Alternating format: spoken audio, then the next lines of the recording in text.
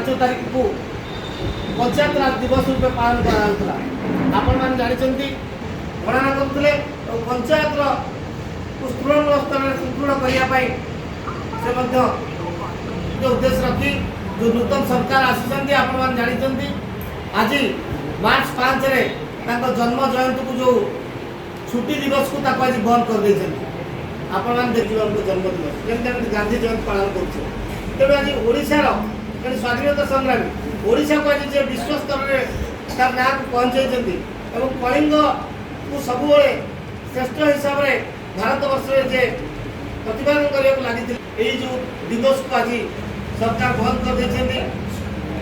किंतु आप देखिए काली गोटे है आज जो विजु जयंती माने जन्म जयंती जो छुट्टी दिवस रूप घोषणा कले मुक्ति पाइबापी गोटे प्रहसन बोली अनुमान करुँच मोर व्यक्तिगत मत तेणु